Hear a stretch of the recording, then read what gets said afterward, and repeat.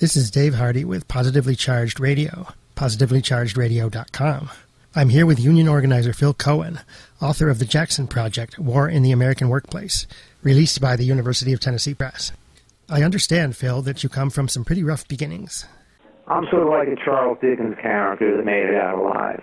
I'm from a very rough slice of New York. Former manager of a Skid Row hotel, one of the few white guys that actually drove and survived gypsy cabs in New York City, working in the worst neighborhoods in New York at night, former medallion taxi driver. But I left New York in the mid-'70s. Then after many adventures and various locations, I ended up in North Carolina, which is where I've been ever since. Mm-hmm. So you left very, very early, like at 16? Yeah, I left home when I was 16. I didn't have much of a childhood. And was actually, for the purposes of the world, I was 18 for 3 years so that I could work and earn a living. How did you get from leaving home at 16, driving taxis in New York City, how do you get from there to being a union leader? Okay, I moved down to North Carolina in 1979. And I was actually following the thread of one of those crazy on-again, off-again relationships you have when you're young, and it led me to South Carolina, then to North Carolina, and after working like just several, odd jobs, everything from, digging ditches to being a census taker, I ended up as a municipal bus driver in Chapel Hill, North Carolina, based on the fact that I had credentials as a professional driver from having driven taxis in New York City. And there was a union local there with the Amalgamated Transit Workers Union. But it was unfortunately very poorly run. The drivers and maintenance people got no effective representation whatsoever. Mm-hmm. And it was one of those situations where you look around and say, damn, someone's got to do something about this. And then eventually you realize, you have this epiphany, that someone is you. That I had to fight and had to take care of myself, had to stand up for myself. And it was something I'd always been able to kind of communicate and infuse in others. And so I ended up becoming the chief steward of the local. And the people who worked there started getting effective representation. I ended up getting a lot of media coverage in the process. And one thing led to another. And in 1988, I was hired as a lead organizer by what was then known as the Amalgamated Clothing Textile Workers Union. And then it kind of all went on from there, I guess. Yeah, well, actually, I stayed with the same union during the course of my entire career. The union changed names several times along the way. We merged with the International Ready Garment Workers Union in the mid-'90s and became Unite. And there was just been a series of mergers and rearrangements as industry sectors changed. I mean, unions have survived in this country by moving into industry sectors that were not significant, 20, 30 years ago, and have become dominant industry sectors now, for example, like the service industries. And so currently we are known as Workers United, and we've become an affiliate of SEIU. And I retired in 2011, though I continue to represent the union in arbitrations. I was saying you're seeing things from being a worker, an unrepresented worker, and having to just be at the whim of management versus not only being part of, but being head of some unions along the way.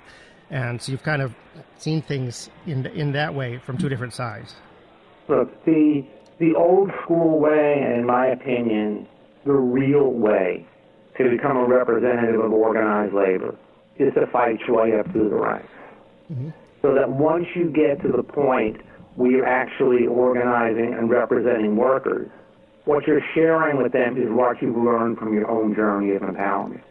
You have the authority to talk to them about how to deal with problems of the workplace because you've been there. Right, you know what it's like.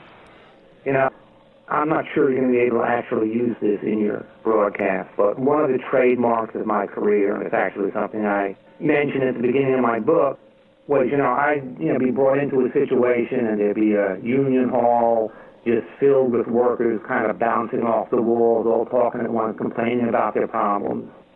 There'd be a certain point where I would stand up and I'd put my foot up on the chair, and I would say, shut the f*** up. If you guys want to have a union, then you need to do what I tell you to do. Because I've been there. I've been where you are. And I know how to fight your way out. And because of the fact that I could say that with honesty and authority, people instinctively sense that, and they believe me. And that would kind of be the genesis moment of the campaign.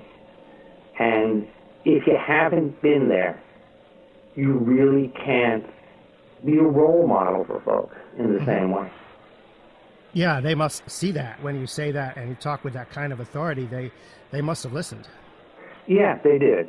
I mean, working people have an instinct. They know street sense. They know somebody who's a graduate from the School of Hard Knocks. And they respect that a hell of a lot more than someone who's a graduate from Harvard. Yeah, I can imagine. I've been on the non-representative side when I was working. I'm retired now. But when I was working, I've been on the non-representative side, wishing I was represented by a union. And whatever management wants, you're kind of stuck with. And you could try to fight and all that, but you're just one voice. And if you're represented by a union, like the song says, there's power in a union.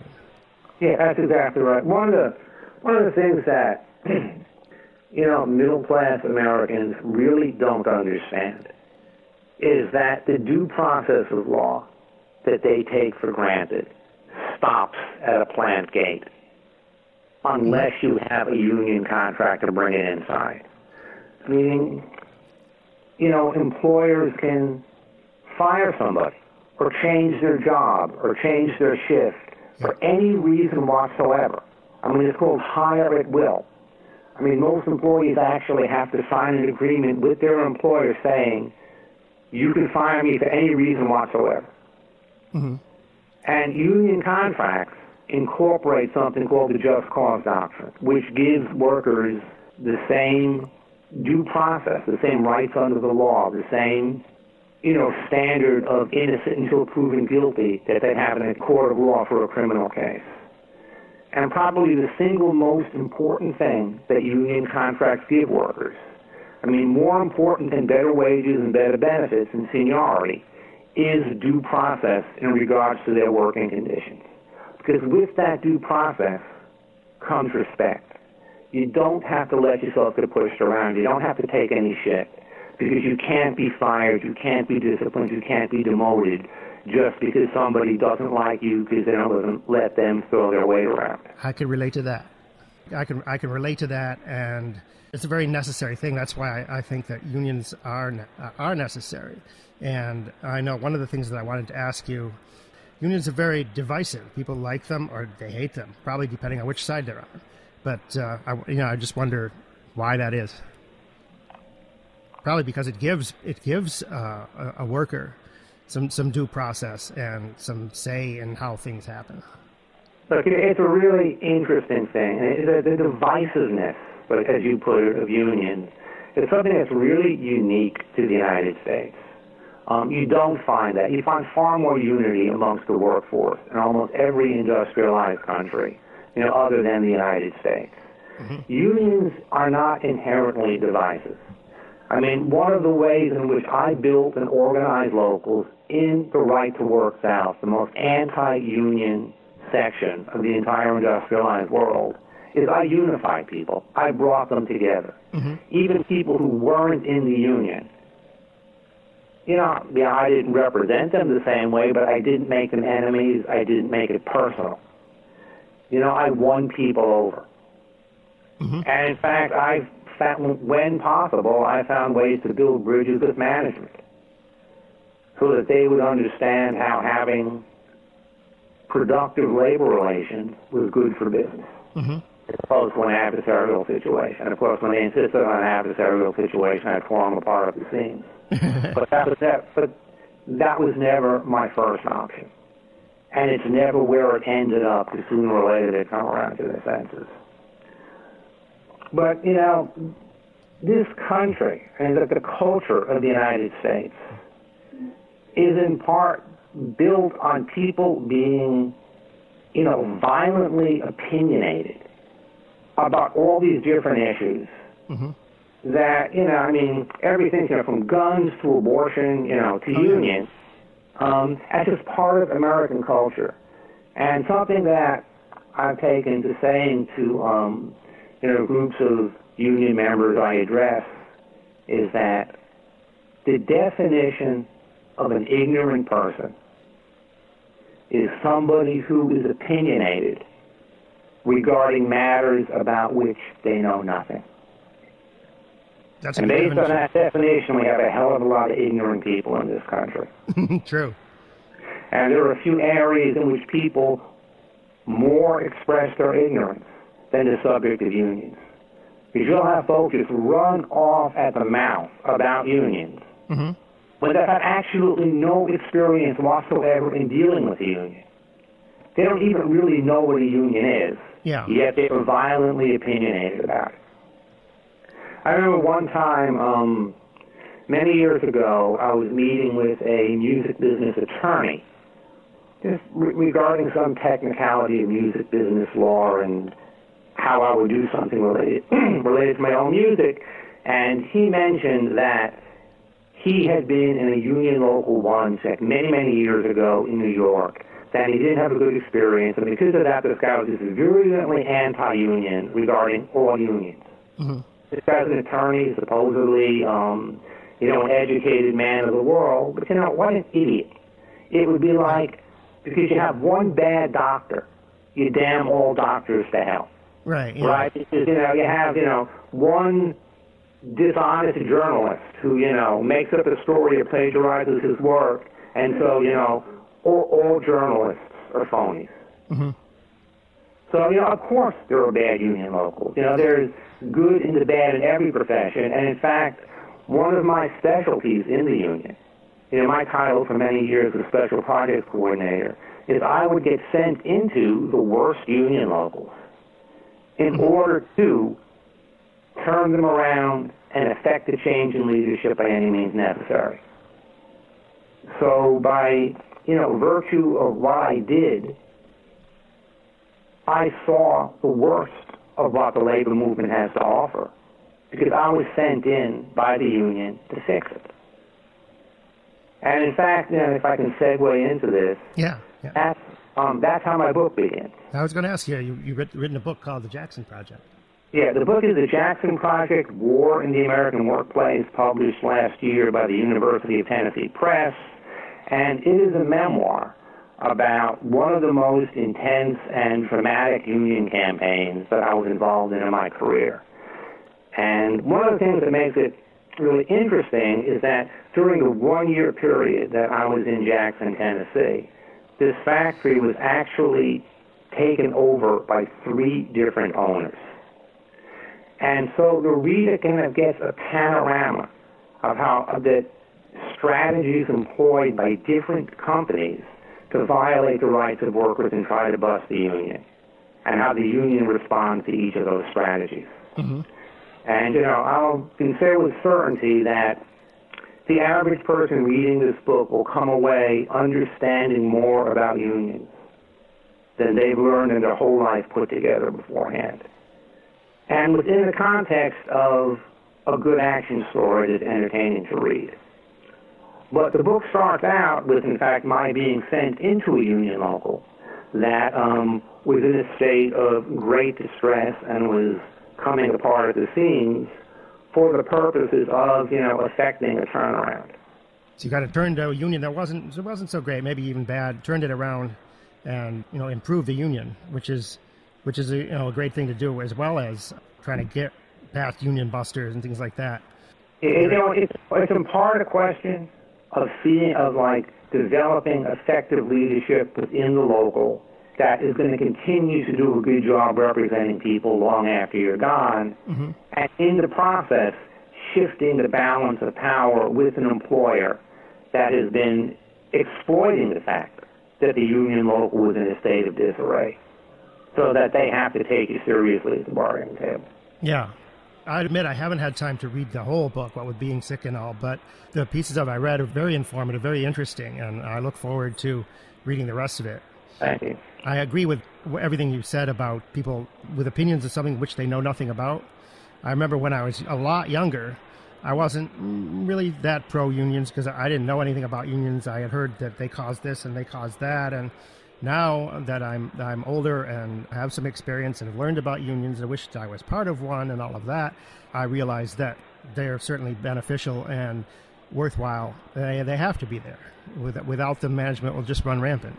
Yeah, and it's also interesting, even though unions with all of the plant closings and the shifting of the industrial base to third world countries have become a declining demographic in this country, we are still the finger in the dike against absolute corporate domination of this society. As of course Donald Trump is a spearhead of that movement. Exactly. Because of the fact that we keep wages and benefits at a certain level, certainly not where workers deserve them to be, but certainly at a much, much better level than they would be without unions. Mm-hmm. It forces the standard of living to a higher level throughout the country because workers and employers in every sector realize that if their wages and benefits fall too far behind their union counterparts, they're inviting us to their plant gates.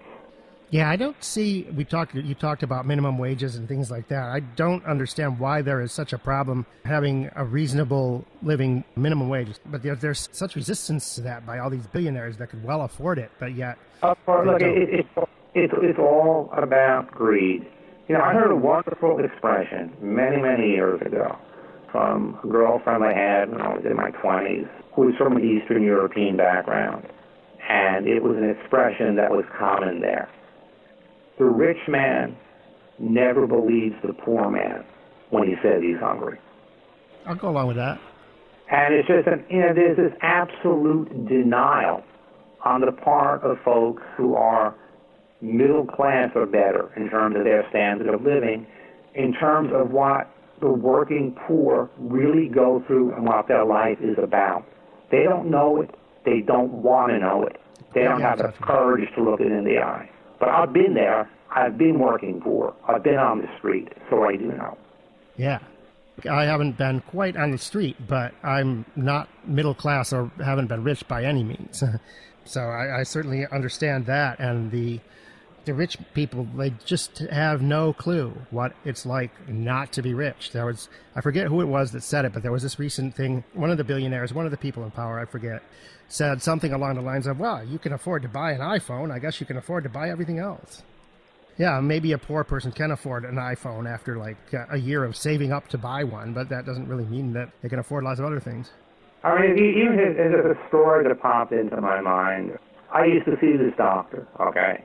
And doctors are classic examples of folks who just really do not have a clue what the real world is like for the people who are actually their patients and they treat who never had to live in it. Right? Yeah. From an affluent family, they go to medical school, then they suffer through internship for a couple of years, and then bang, they're a damn doctor. They never gotten dirt under their fingernails one day in their life. I had to sit at a desk and shuffle papers one day in their life, and I was at a point in my career where I was just really feeling the burnout that comes from any dangerous confrontational career spent out in the field. And I was talking to my doctor about that during my annual physical, and he says to me, well, Phil, I think what you need to do is reduce your practice. And I said, I don't have a practice. I have a job. I have an assignment. Yeah. I've got to do what I'm assigned to do. And this guy just assumed that, everybody has to practice. And if you're feeling tired, well, then hell, you just work 25 hours a week and you only make $150,000 a year instead of $300,000 a year. Yeah, sure, why not? No. Yeah, and it's just, astonishing. I'll tell you, I have not really time to do it, but I could tell you stories until sunup tomorrow about some of the working conditions I have encountered in industrial settings, factories, laundries, warehouses that I have gone into. I can imagine. That folks might think, well, I bet that happened to slave laborers in China. And they really wouldn't want to know that it happens to tax-paying Americans today. And it happens quite a bit, I would think. I mean, it's the rule. It is not the exception. A lot of it has to do with health and safety. I mean, one of the things that unions offer workers is that we make OSHA accountable. When we document health and safety violations, we don't just file charges with OSHA they have to take seriously. We bring in the press, hold press conferences, and we make OSHA accountable to really get to the bottom of the problem, do their job, and see that employers are both properly punished in a way that dissuades them from ever doing it again, and correct the problems. In case someone's listening that doesn't know what OSHA is, could you just briefly explain that? It's the Occupational Safety and Health Administration.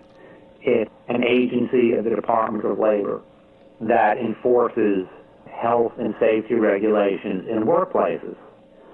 And, they periodically do inspections of work sites, but they're normally very, very superficial and cover very little. They respond to complaints, but it really takes a union, breathing down their necks. Yeah. I'll say 90% of the time to get them to really dig beneath the surface and get to the bottom of the problem. Right, they're not going to listen to one worker with a problem or a couple of workers with a problem. I mean, look, back in the days when we were primarily the textile workers union, I started working with a plant on High Point, North Carolina called Highland Yarn. And I documented areas of the plant where the cotton dust standards were exceeded by 900%. Okay, there's a certain level where if you, in a certain department, based on the size of cotton dust particles in the air, where you can only have so many particles per million in the air before it becomes like a hazard to people's respiratory health. Right, people breathe those things in, they get into the lungs, and yeah. Right, and they get things like emphysema and brown lung. Yeah. Okay? This one department in the plant had 9 times the legal amount. Wow. In fact, the company had it in their own records. Because unions can force companies to turn over all records that pertain to the well-being of workers. And it's very similar to a discovery process in a civil court case. And their own records documented that people were breathing 9 times the allowable amount of cotton dust. Their own records documented that they had 9 people working in this plant that were legally defined as respiratory cripples, meaning they had less than 60% of their lung function remaining, 1 case of brown lung, and none of those workers had been notified.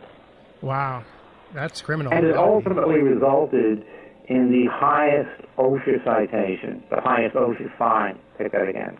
It ultimately resulted in a willful citation and the highest OSHA fine in North Carolina history for cotton dust violations. And did they take care of the problem after they find it? Oh, yeah. Once it gets to that level, yes, they did. Good. And in fact, I made a presentation at their shareholders meeting and drove down the price of their stock by letting their major shareholders know the legal exposure the company was incurring by its cotton dust violations.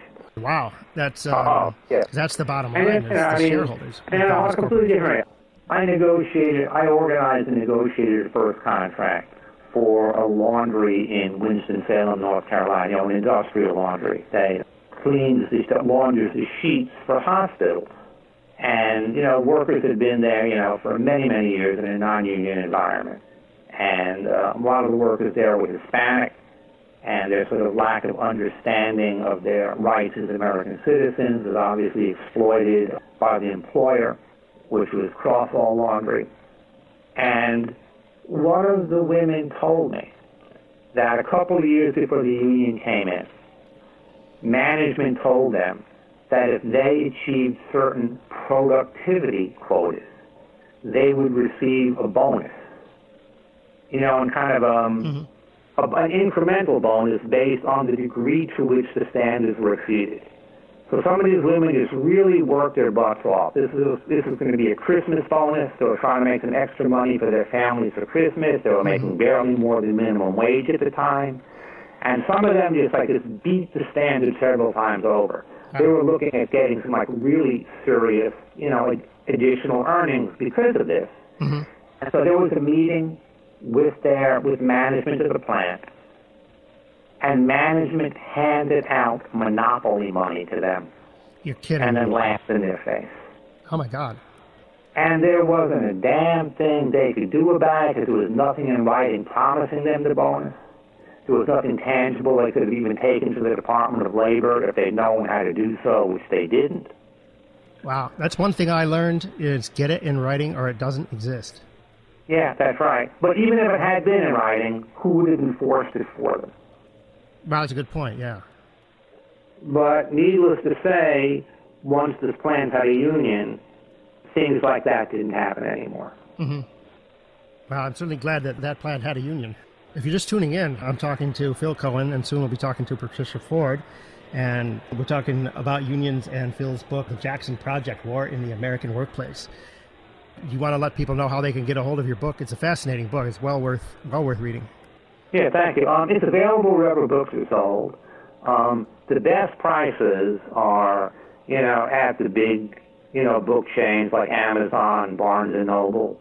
But, if you prefer your, neighborhood independent bookstore, if they don't have it in stock, they can definitely order it. Mm-hmm. Very ironically, this kind of tickles my funny bone, if you will, but the book has actually become available at Walmart and Target.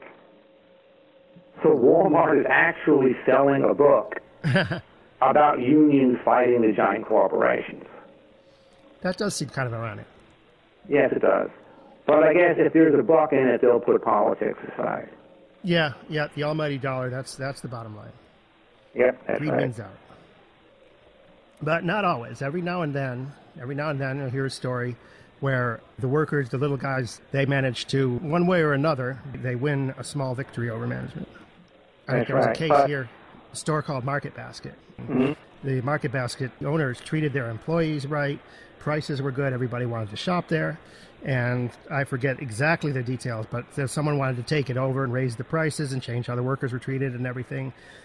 And people boycotted the store. They didn't shop there, and there were picket lines out front and stuff of the various different branches of the store. And eventually, they backed down.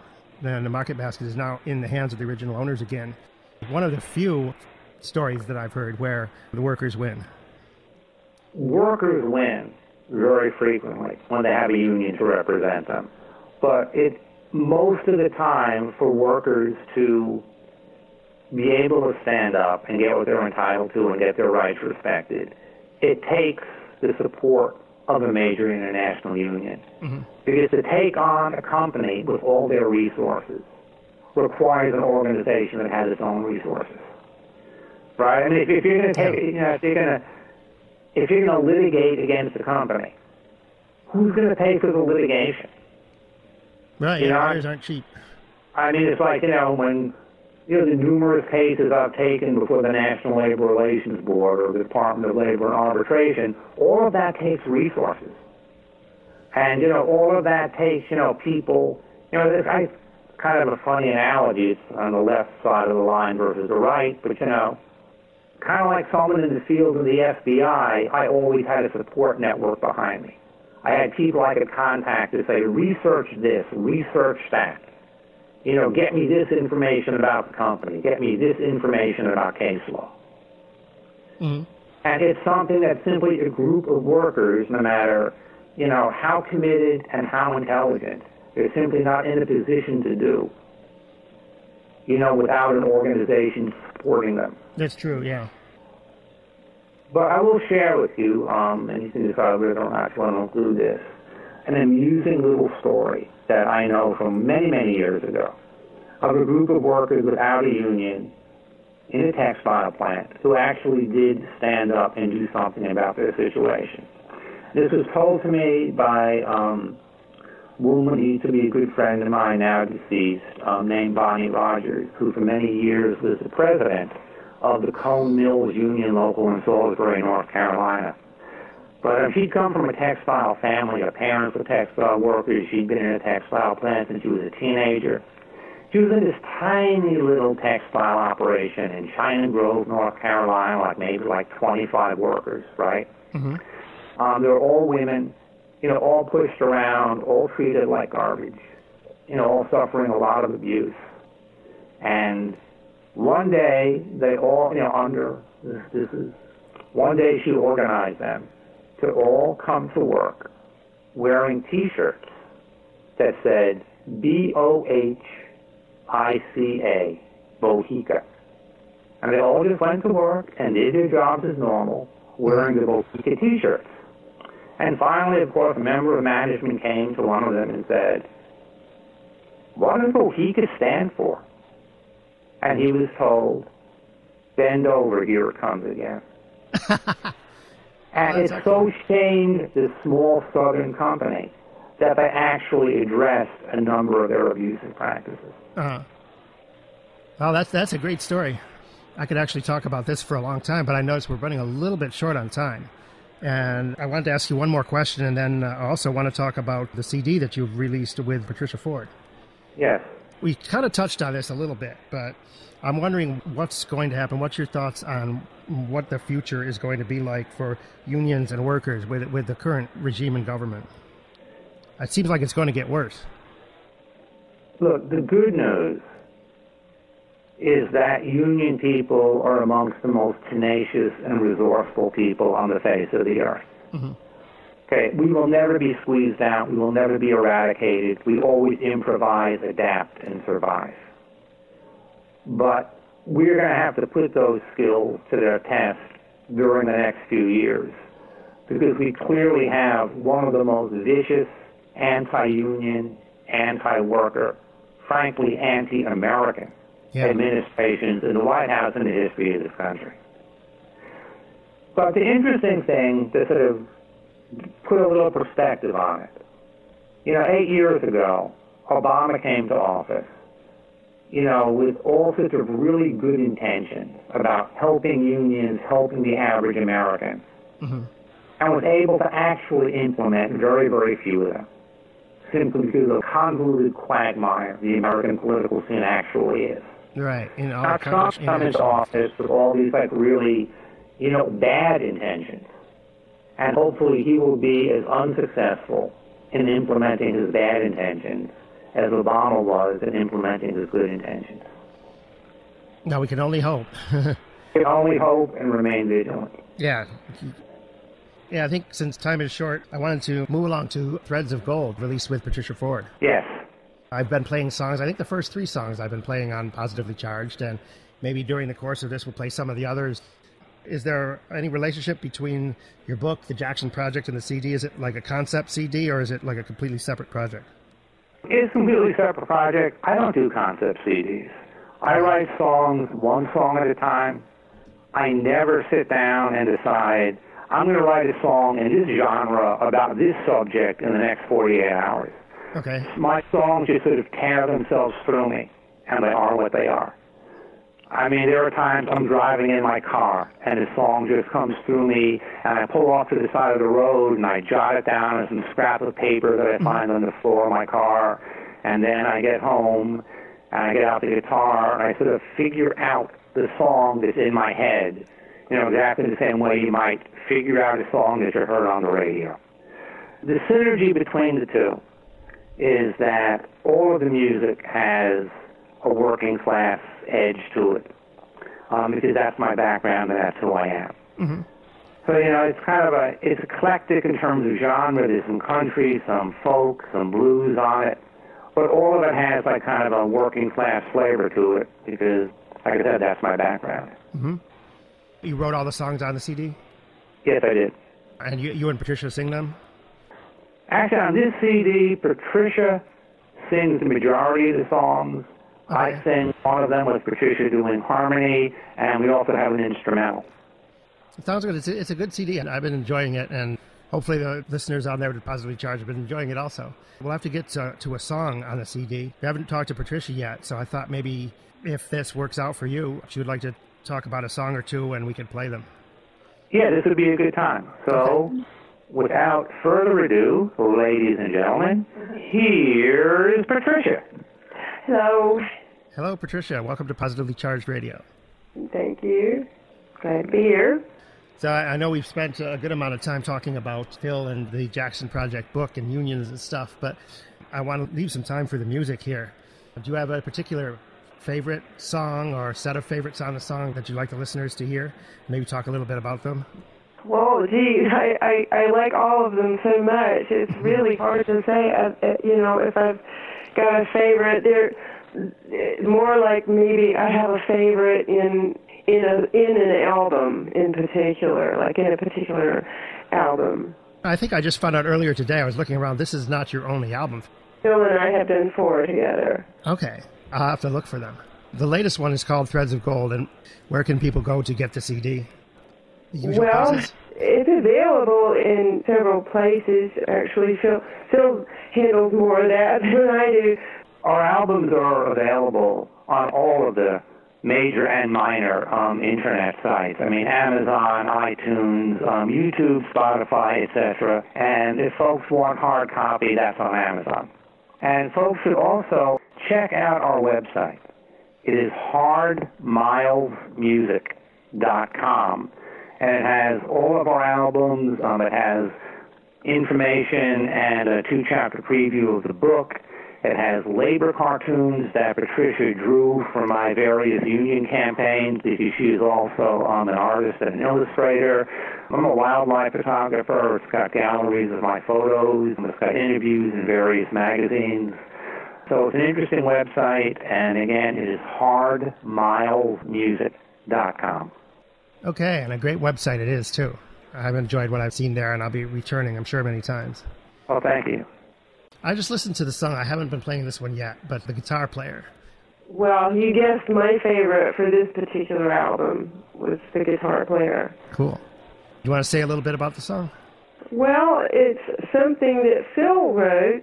He's more in a position to say things about the song, and all I can say really is that when I did the vocals for the song, I just put everything I had into it with all my heart, because it's a song that he wrote straight from the heart. It's very, very deep heart space. That's a great song. Phil Cohen and Patricia Ford here on Positively Charged. The song is called The Guitar Player.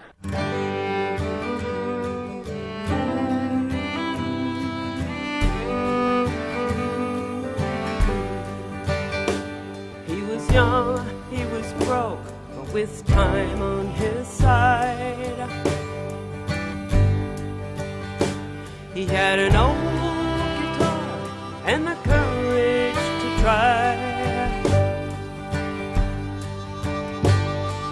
When life knocked him down, he would always arise with a curse on his lips and stars in his eyes. With a curse on his lips and stars in his eyes.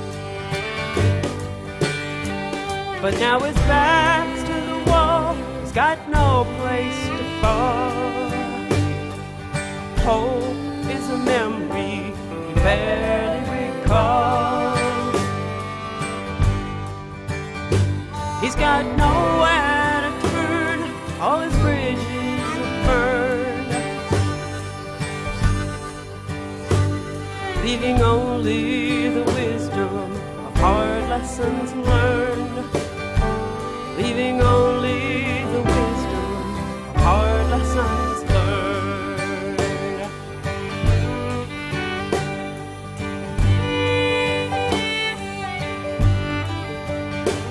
It's been 20 long years since his daughter arrived.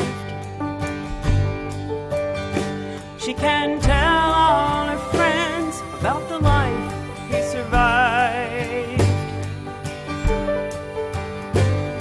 See, that's my dad sitting over there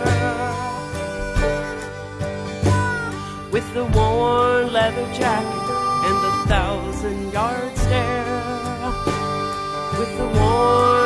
jacket, 1,000-yard stare. 'Cause his back's to the wall, he's got no place to fall. Hope is a memory barely recalls. He's got nowhere to turn, all his bridges are burned, leaving only the wisdom of hard lessons learned. Leaving only the wisdom of hard lessons learned.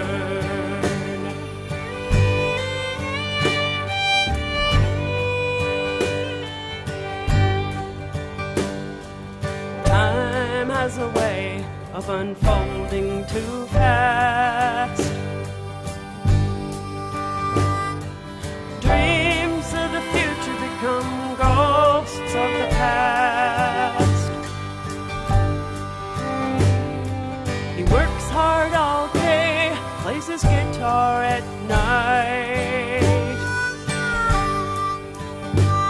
in a trailer park bedroom with a flickering light. A trailer park bedroom with a flickering light. And his back's to the wall, he's got no place to fall. Hope is a memory he barely recalls. He's got nowhere to turn, all his bridges are burned, leaving only the wisdom of hard lessons learned. Leaving only the wisdom of hard lessons learned. Leaving only the wisdom of hard lessons learned.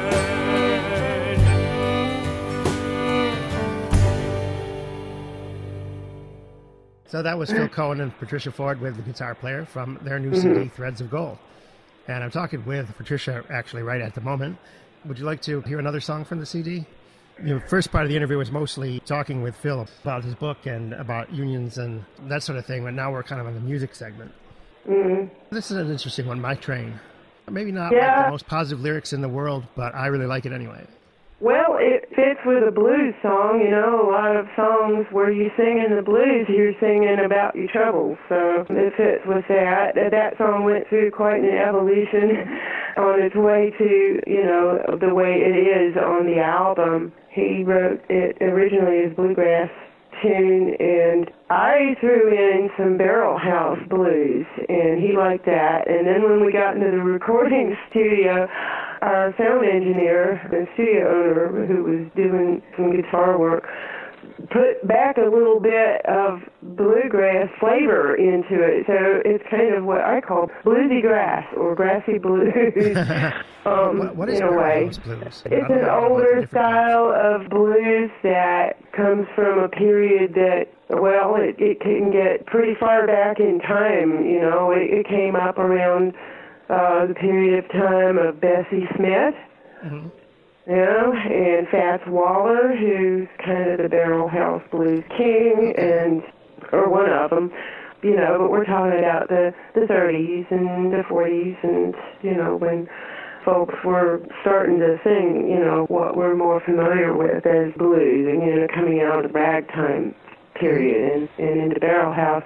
And, you know, barrel house kind of bridges the gap in a way, because it's got a little bit of ragtimey stuff in it, but it's got, you know, Waylon soul blues in there too. So it kind of sort of is a bridge kind of style. I've always enjoyed it. And the piano work, we let our piano player rip on that one, and he had a good time with it, and he did some real nice barrel house style piano on the song. So it's got just a little bit of everything in it.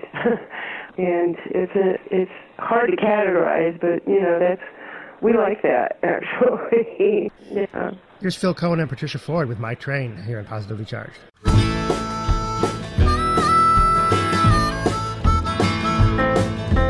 My train ended up on the wrong track,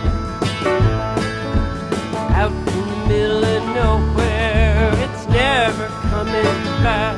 Don't tell me pretty lies, that's what I despise. It's just a fact. My train got lost on the wrong track.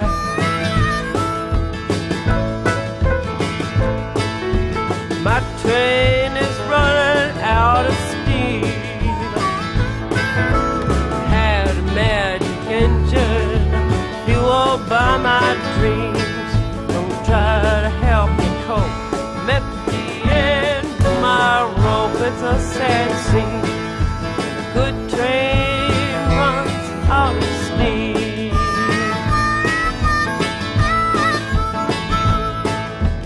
My train keeps rolling through the night. Track goes on forever, no station in sight.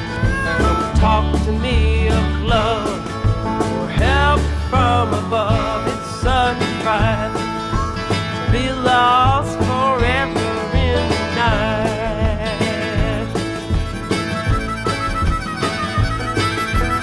My train ended up on the wrong track, out in the middle of nowhere. It's never coming back. Don't tell me pretty lies, that's what I despise. It's just a fact. My train got lost on the wrong track. My train got lost on the wrong track. My train got lost on the wrong track.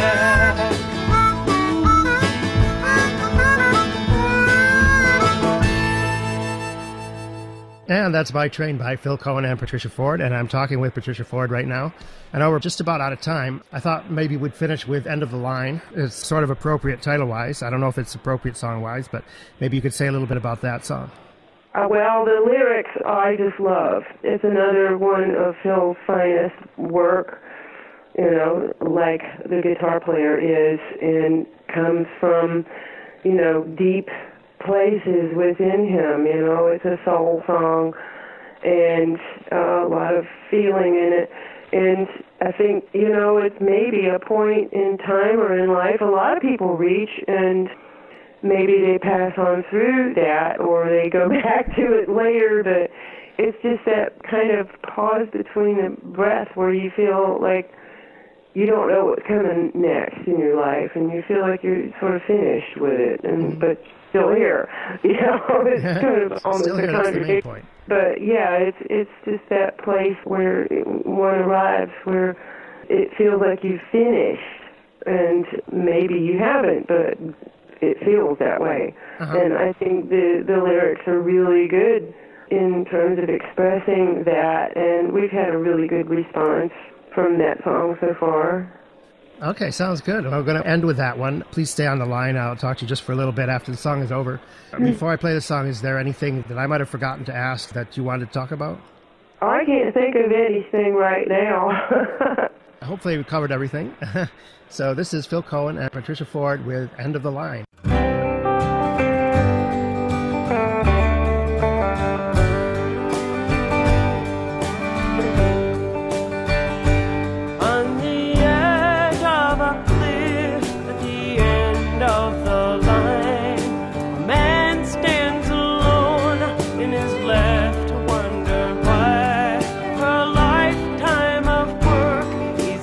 Nothing to show.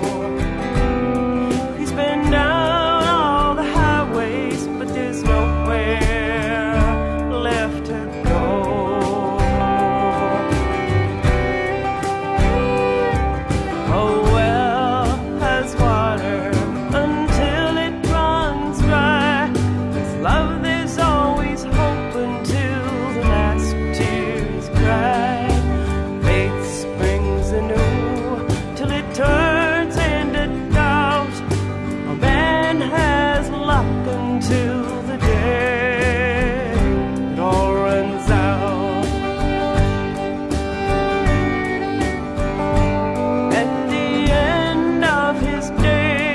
when it all turns to dust, a man looks at his life and sees what he must.